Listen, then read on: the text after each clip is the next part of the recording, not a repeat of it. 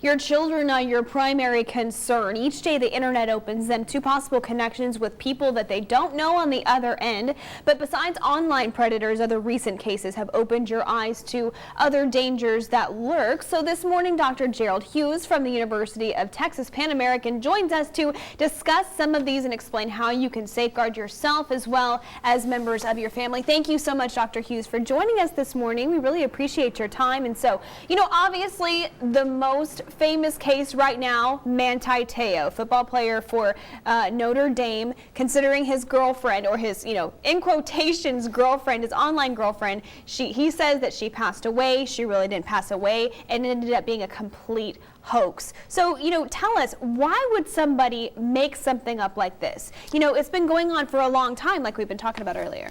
For years and years, there's been something called sock puppets, where somebody will create a false identity and post a different age, a different name.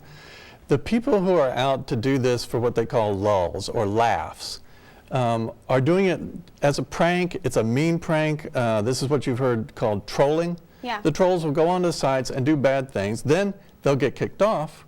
So it's so easy to join these things in the first place that they'll simply make a sock puppet, a different name, maybe even a different gender, make up a false job, and just come right back. They can even have multiple accounts on the same kind of service, all using sock puppets. And so obviously the emotional toll that it can have on somebody is really bad, but why else is something like this dangerous for victims?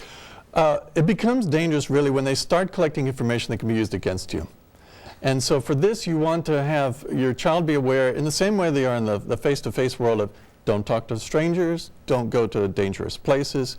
And in order to control that as a parent, you really need to know about the accounts and set up separate accounts for your children. And even though, children don't necessarily, have lots of valuable information that they really know about, more adults have that. What else do parents need to look out for children, considering that they could become, an emotional victim for something like this, just like Manti Te'o was? Well, first thing is being aware of who your child is talking to online. A very easy tip that anyone can do is make sure they do their computing where you can see it. Right. Have their computer set up in a common area. Go through safe browsing with them when you start in the first place and explain what you're doing and why, so that they internalize those safe behaviors.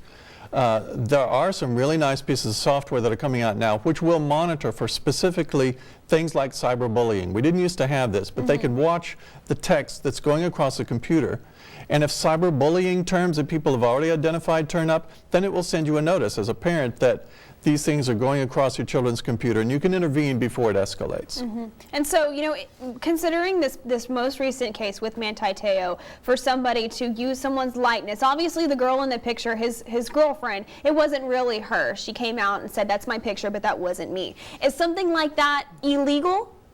It can be illegal if they're using this information to do an actual transaction of some kind. If they open an account, if they try to make a purchase, if they ask you to give them some money, for example, then it becomes fraud.